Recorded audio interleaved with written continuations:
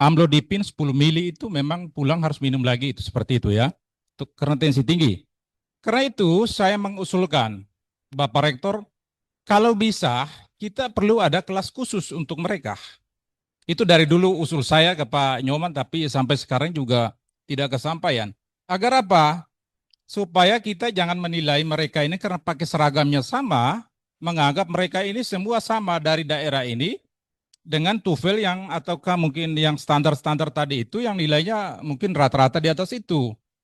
Meskipun ada yang memang dengan standar TOEFL-nya lulus pun belum tentu, kan begitu. Karena ini soal pembudayaan di beberapa daerah, di daerah-daerah terutama daerah 3T. Saya mewakili mereka karena saya menemukan itu di kampung saya ada yang belum ada listrik, kan beda-beda itu ya. Karena itu saya kira kita di IPDN juga, kalau negara ini juga memberikan afirmasi, misalnya ada perlakuan khusus, maka di IPDN juga saya kira kita juga harus seperti itu. Karena itu usul saya, kita perlu ada kelas khusus untuk mereka ini. Ini semacam perhatian untuk kesetaraan. Kemudian yang berikutnya lagi, ini soal apa? Eh, Tadi sudah disinggung ya.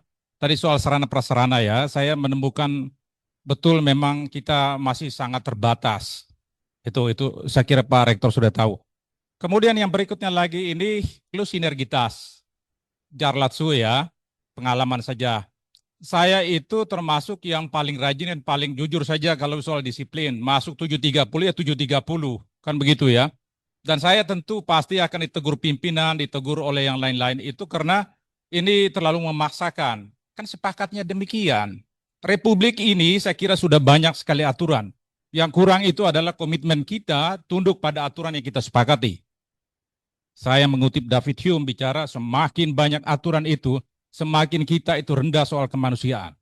Nah itu saya kira itu Bapak Rektor, ini harus kita perhatikan.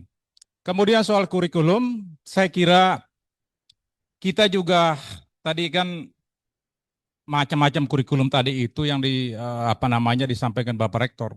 Saya itu berharap kurikulum itu harusnya nyambung dengan kepentingan atau kebutuhan user. Mudah-mudahan kurikulum yang kita susun itu harus nyambung dengan kebutuhan user. IPDN ini harus mengakomodasi kepentingan strategis nasional dan kebutuhan lokal. Kebutuhan lokal ini artinya kebutuhan user. Kepentingan strategis nasional ini tentu ada dua, kepentingan Kementerian Dalam Negeri dan kepentingan Dikti. Tetapi jangan lupa, perhatian juga adalah soal kepentingan internal IPDN. Karena IPDN ini, kata Andraha, meskipun tidak ada ilmunya, institut ilmunya, tetapi kita harus bergerak soal hulunya, itu soal pengembangan ilmu. Karena itu Bapak Ibu sekalian, saya kira para pimpinan, ini sudah saatnya kita memang harus bergerak maju, dan karena itu soal kurikulum saya kira kita patut juga memperhatikan itu agar apa? Keluhan teman-teman di daerah itu bisa terwadahi, kita memiliki semacam argumentasi untuk menjelaskan itu. Karena apa?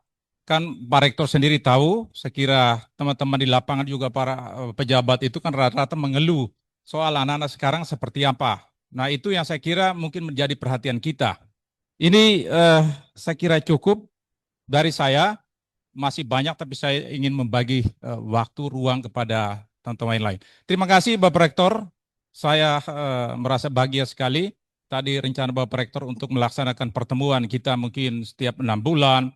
Saya kira IPDN ini harus forum-forum seperti ini, terutama para dosen. Mudah-mudahan dengan apa semangat Bapak Rektor, dan saya kira Bapak Rektor termasuk yang konsen soal akademik. Saya kira tidak hanya forum yang demikian, ini sifatnya ini, tetapi forum-forum ilmiah yang lain. Itu yang kita bangun, ada STF, ada yang lain-lain itu, karena memang kampus ya harus seperti itu, ada dialektika, sehingga kita itu tidak terjebak pada penilaian-penilaian subjektif, tetapi kita harus objektif. Saya kira itu dari saya, terima kasih atas perhatian, saya kembalikan kepada pimpinan. Baik, terima kasih Pak Dr. Petrus. Bapak Ibu yang saya hormati, sesi pertama kita 3 dulu, biar kita beri kesempatan Pak Rektor untuk menyampaikan jawaban dan penjelasan. Kami persilakan Pak Rektor. Oke, terima kasih. Itu salah satu concern saya ya soal smart campus. Ya. Nanti ikut kasih ini Mas. Dicatat Pak ya, nanti ada usulan-usulannya. Smart campus itu menurut saya masih jauh sekali gitu. Apanya yang smart? Nah, kemarin Bu Rosi saya undang dengan teman-teman LPDSI. Coba dirancang smart campus itu kayak apa? Kemudian website kita tuh seberapa interaktif, seberapa komunikatif. Kalau komunikatif aja cukup ya kayak tadi sampaikan Mutia ya. Orang mau tahu kita Ya. kurikulum apa, mata kuliah apa, bahkan bahan ajar. Kalau kita sudah menggunakan apa namanya itu LMS, itu materi ajar ada di situ. Nah kita masih jauh itu saya lihat. Dari itu, LMS itu belum. Nah ini tugasnya Biro 1 atau tugasnya LPDSI saya nggak tahu nih. Zamannya Pak Hadi itu 5 tahun yang lalu, kita sudah nyebut smart campus Ya. pakai launching. Launching, betul. Tapi saya melihat itu hakikat smart campus itu belum begitu Iya, terlihat. Web komprehensif. punya ya, kalau punya web itu Kades pun punya web kok. Desa-desa punya web, koperasi yang udah bangkrut aja ada webnya. Jadi kalau web aja itu smart campus terlalu lemah kita memaknainya menurut saya. Nah oleh sebab itu untuk smart campus ini saya nggak tahu siapa yang penanggung jawabnya. Apakah ini di LPDSI atau di Pak Paba? Nanti dibahas betul apa stage-nya. Waktu itu saya udah undang Bu ini ya, Bu, Iya. Bu ini ya. Stage 1, stage 2 LPDS. sampai 4 kalau nggak salah yang Betul. disampaikan oleh Pak Ikra ya. Nah sekarang ada nggak penganggarannya itu? Masuk nggak duitnya? Ada nggak usulannya? Hmm. Hah? Nah itu yang maksud saya itu harus dikonstruksikan dalam sebuah rencana aksi kan. Mau diapakan? Jadi saya setuju kalau web itu adalah cerminan kita di mata dunia kan. Orang kan belum tentu bisa datang ke IPDN. Orang mau tahu IPDN bisa lewat web, seluruh dunia bisa tahu kita. Jadi jendela dunianya kita itu di website kita. Nah itu nanti Pak Babayan, kalau nggak ada di anggaran tahun ini, Bapak bawa kertas nggak? Mau catat pakai apa nih? Pakai diingat doang. Nah, itu disiapkan Pak ini rencana aksinya. Mau proyek tempat Pak Baba atau di tempatnya Bu Rosi, monggo aja Ya. didiskusikan, mesti ada. Nah saya juga nyampaikan teman-teman, ini mumpung tadi sudah buat SE, sebetulnya sudah ada dalam peraturan rektor tentang pedoman akademik, mumpung ingat ini, soal apa nama kita pada saat kita menulis apa nama itu afiliasi kita. Nah, waktu Pak Nurmandi, Rektor UMY membantu kita untuk Renstra itu, kita itu IPDN baru 200 artikel. Saya bilang masa Pak 200? Iya. Karena kita ada yang nulisnya IPDN, Iya. ada yang nulisnya Institut Pemerintahan Dalam Negeri, ada yang nulisnya Institute of Internal Home Affairs, ada yang nulisnya Institute of Internal Affairs. Jadi tersebar kemana-mana gitu. Nggak terdeteksi oleh sistem, begitu dibaca kita. Nah kita akhirnya kalau mau masuk pemeringkatan dalam WUR, Ya. itu minimal 10.000 ya kalau nggak salah. IPDN harus punya artikel 10.000 yang afiliasi dengan IPDN. Nah kalau kita ada 7 sampai 8 nama gitu, nggak akan pernah sampai 10.000. Kenapa ke 1.000, 8.000? Tersebar. Tapi yang dibacakan 1.000. Nah tersebar. Nah Bapak Ibu sekalian, nanti SE itu para kaprodi diupload ya di grupnya, pakai itu terus. Jangan diubah-ubah lagi. Sehingga nanti ketika dibaca di mesin pembaca, itu artikelnya IPDN gitu. Waktu akreditasi mau dibagi jumlah artikel dengan jumlah dosen, bingung hitungnya. Di mana mau dibaca itu? Karena harus kita tahu. Mutia nulis dia menggunakan istilah apa. Bang Udaya nulis menggunakan apa. Sutio menulis apa. Pak Haikal nulis apa. Pak Andi Bitono nulis apa.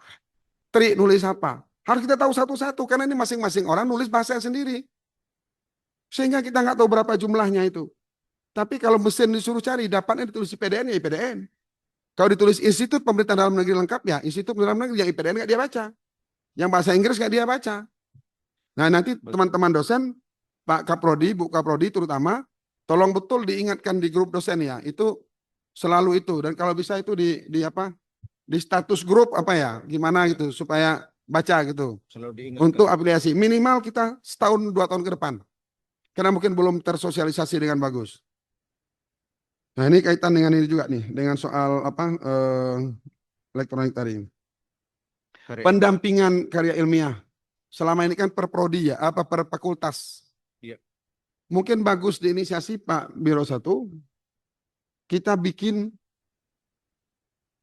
katakanlah kan paling itu kan dalam nulis itu kan imbrat ya. Kalau nulis artikel tuh umumnya kan tuh imbrat, introduction, metodologi, kemudian result and discussion, conclusion. Result and discussion, conclusion. Boleh misalnya pertemuan pertama itu kita pakai dulu introduction. Gimana sih nulis introduction? Mungkin punya 7 variasi atau 8 variasi. Bahasa selingkung yang berbeda-beda kan dari masing-masing jurnal. Tapi umum apa itu? Berarti kita ada 4 kali pertemuan bisa membahas itu. Cukup 1 kali pertemuan per satu tema atau jadi 8 kali masing-masing 2 kali. Pertama dikasih semua 4-4-nya. Setelah itu nanti baru ada lagi setelah ditulis pembahasan masing-masing itu lagi baru finalisasi. Bisa 12 kali. Enggak apa-apa kita ada. Duitnya Pak Paba itu masih ada sebetulnya. Ya, Bapak ya. Ada. Cuma nggak kepikir aja. Atau di tempat Pak Agus Toyib selaku peningkatan SDM. Iya kan? Monggo aja, yang penting barangnya ada kan. Dosen ini nggak perlu dia ada di mana kan. Yang penting kita difasilitasi. Pasca kemarin saya lihat ada ngadain ya tahun lalu ya. Penulisan itu juga. Ya. Nah kalau kita fasilitasi sangat bagus. Tapi nggak bisa satu event itu semuanya Pak Baba. Itu mesti dibuat kelompok. Karena kalau menulis itu pendampingan itu mesti dia intensif. Maksimal cuma 30 orang satu kelas. Kalau 260 Bapak bikin satu event. Oh itu mah sama dengan nonton bioskop itu. Nggak akan bisa nangkap. Bisa maksimal 50. Berarti ada 4 kelas. Nggak apa-apa 4 narasumber yang berbeda. Pilih yang jago-jago yang sudah terkenal. Raja-raja Scopus misalnya. Ada juga itu apa yang di Jogja punya ya. Selain Prof Eko kan ada di Jogja itu punya juga. Yang pelatihan Scopus itu. Kalau nggak salah bayarnya murah. 1.500.000 atau berapa per orang. Coba diundang ke sini. Kalau kelas cukup satu kelas kan mungkin dia mau. Tapi dia biasanya yang 1.500.000 itu online. Yang pesertanya sampai ribuan. Nah mungkin dicari beberapa lah alternatif yang memang reputasinya sudah bagus. Nanti dicatat Pak Papa, dianggarkan itu nanti. Diajak apa namanya kepala UPT penelitian tuh masing-masing fakultas diskusi. Apa ininya, apa strategi pembelajarannya. Ibu Wangsi terima kasih banyak. Untuk Infokus Bapak, kayaknya bisa kita beli semua. Bukannya sebagian udah baru ya? Ah, itu dia, kabel juga. Iya betul. Sound system juga ya. Sound system. Bu Wangsi yang ngomong semua ngomong. Berarti memang banyak-banyak masalahnya berarti. Memang menjadi common problem kalau gitu. Dihitung Pak Bapak kalau gitu ya. Dihitung. Yang baru berapa, yang lama ganti aja semua udah. Udah lebih 5 tahun penghapusan udah. Belum ada kuning-kuning layarnya. Karena smart board itu lumayan mahal, 250 juta satu. Belum mampu kita untuk menyediakan 72 kelas. Kita tuh seharusnya punya 147 kelas. Tapi ruangannya belum cukup, kita gabung-gabung. E1, E2, E3 gitu. E1, E2. Nggak ada kita kuliah sendirian. Pindah sini, betul. Ya, pindah-pindah. Jadi itu nanti yang 72 dulu aja Pak Baba. Yang baru kalau nggak salah pernah dibeli tahun lalu, tapi memang nggak banyak. Nah kalau bisa tahun ini kita beli semuanya. Untuk Infokus kabel-kabelnya itu. Sama sound system Pak. Sound system yang wireless kelas itu. Tapi yang bagus kalau bisa yang JBL. Yang JBL itu bagus. Kayaknya nggak begitu mahal juga. 2-3 juta paling kalau untuk ruang kecil. 20-30 orang itu.